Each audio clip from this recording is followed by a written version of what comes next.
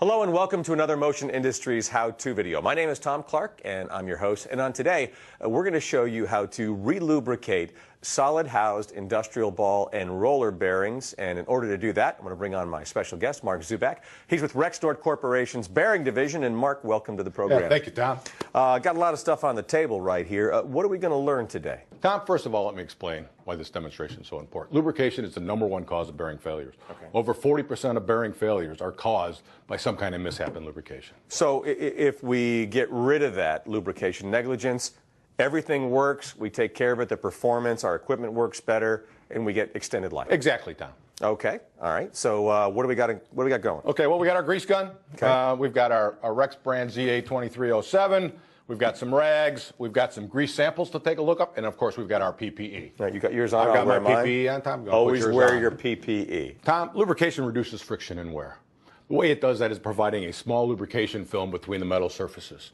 That reduces our friction wear. Also provides corrosion protection and also provides a means by which we can flush out contaminants. And there's multiple types of lubrication, Yes, right? there is. We've got oil lubrication and we've got grease lubrication. Today's focus is on grease lubricated house bearings.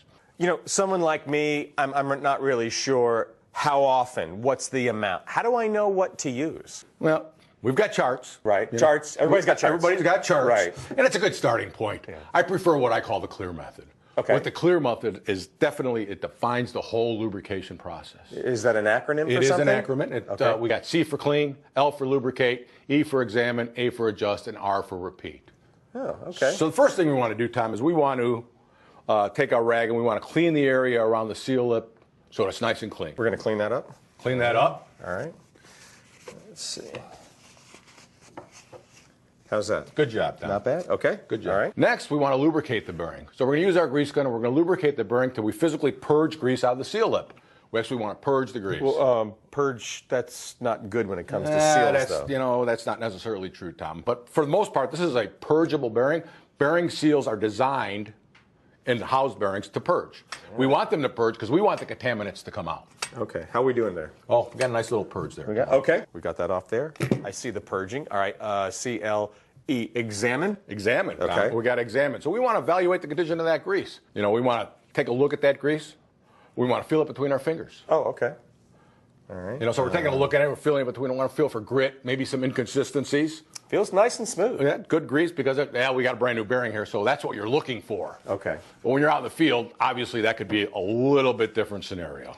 You know, our first grease was the good grease, right. Fresh grease, which you just felt. Looks the same. Looks the same. It's great grease. Right. Second one is water contamination. Looks a little pale. Looks a little pale, and that's very typical of water contamination. It's milky in color, very thin in consistency. All right. Next one is dried up. You can see from that one, Tom, it's pretty dry. It doesn't look like grease. Doesn't look like grease, but, you know, surprisingly enough, you can't get that out of a bearing. No oil left. It's done. Wow, yeah, that's rough. Next one we have is overheated.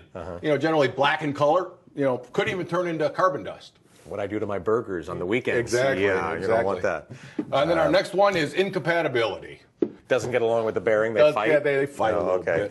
bit. Basically, what happens is grease is made up of oil and a base thickener. Okay. We're concerned about the base thickeners. All right. Some base thickeners aren't compatible. For example, a polyurea-based grease and a lithium complex-based grease, not compatible, cause a chemical reaction. Just make sure you use the correct grease.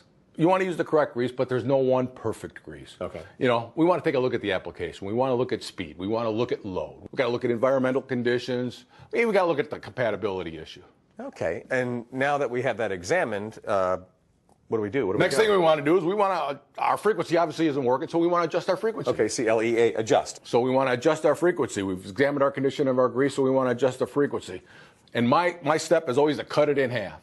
So for example, if I'm greasing once a month, now I want to go down to 2 weeks. So I'm going to adjust my frequency by half. Why not just grease a bearing every day? Yeah, you can. You know, if I got a slow speed application, not a problem. You can put as much grease as you want in there and you're not going to hurt the application. Got it. But if I got a high speed application like fan and blower, we could overheat the bearing by putting too much grease in there. Gotcha. And the final step? Is the repeat. I want to repeat this process to make sure that we're getting clean grease coming out of the bearing. If I don't, I want to readjust. So it's just a loop process going back and forth. Excellent. Fantastic stuff. Mark, thank you very No much. problem. Thanks. Mark Zubak.